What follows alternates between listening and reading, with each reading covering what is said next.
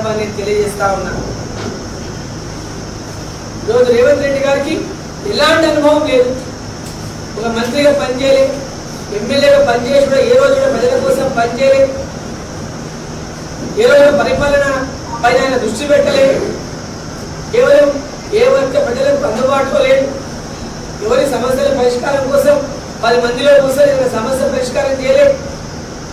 ఈరోజు లక్కీగా కాంగ్రెస్ పార్టీ అధికారంలో వస్తే లక్కీగానే వేరే పార్టీకి వెళ్ళి వచ్చినా లక్కు ఉంది కాబట్టి ముఖ్యమంత్రి లక్కీ నిప్పు తగిలింది అని చూసి మురిసిపోతుంటారు రేవంత్ రెడ్డి గారు.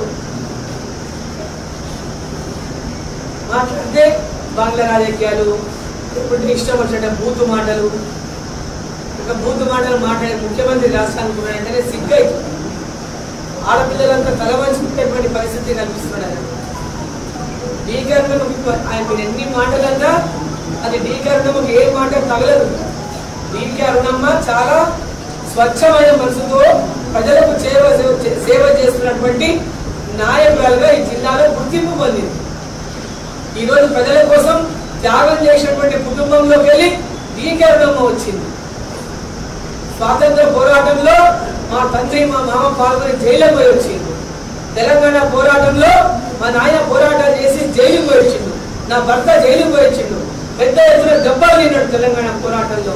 మా తండ్రి ఈ మొన్న 2005లో కాంగ్రెస్ ప్రభుత్వం అధికారంలోకి వచ్చినాక నా తండ్రి తమ్ముడిని నక్సలైట్ల కాల్పుల్లో మేమిద్దరం మా కుటుంబంలో ఇద్దరిని పోగొట్టుకున్న కుటుంబం మాది. తండ్రిని పోగొట్టుకొని తమ్ముని పోగొట్టుకొని కూడా ఎక్కడ వెను తిరగలేదు. ప్రజల మధ్యలో ఉండి ప్రజలకు సేవ చేస్తున్నటువంటి కుటుంబం మాది. ఈరోజు 5 ఏళ్లలో 5,000 కోట్లు సంపాదించిన కుటుంబం కాదు, 60 ఏళ్ళు వెళ్ళినా ప్రజల కోసం పనిచేస్తున్నటువంటి కుటుంబం, ప్రజాదరణను పొందినటువంటి కుటుంబం. ఈ యొక్క జిల్లా అభివృద్ధి కోసము, ఈ జిల్లా రైతాంగం కోసము, ఈ జిల్లా విద్యార్థుల కోసము, ఈ జిల్లా యొక్క మహిళల కోసము, రైతుల కోసము, అన్ని వర్గాల వారు ఎస్సీ, ఎస్టీ, బీసీ, మైనారిటీ ప్రతి ఒక్కరు కూడా ఈ రోజు అభివృద్ధిలోకి రావాలని, ఈ జిల్లాని అభివృద్ధి పదంలో నడపాలని నరేంద్ర మోదీ గారు ఈ దేశాన్ని ఏ లక్ష్యంతో అయితే వారు ఈ దేశాన్ని ప్రపంచ దేశంలోనే అభివృద్ధి చెందిన దేశంగా తీర్చిదిద్దాలని ప్రయత్నం చేస్తున్నారో అదేవిధంగా డీకే అరుణమ్మ కూడా ఈ ప్రాంతాన్ని అభివృద్ధి చెందినటువంటి ప్రాంతంగా తీర్చిదిద్దే విధంగా డీకే అరుణమ్మ పనిచేస్తా ఉంది. పేదవాళ్ళకు అండగా ఉండాలని పనిచేస్తా ఉంది. నరేంద్ర మోదీ గారు ఇచ్చే ప్రతి పథకాన్ని పేదలకు అందించాలని ఈరోజు పెద్ద ఎత్తున ప్రజల లోపల విశ్వాసాన్ని చూరగొన్నది. అది ఓర్చలేక మీరు మాట్లాడేటటువంటి మాటలన్నీ కూడా ఈరోజు పాలమూరు ప్రజలు గమనిస్తా ఉందని చెప్పి సందర్భాన్ని తెలియజేస్తా ఉన్నాను. ఈరోజు మహబూబ్ నగర్కి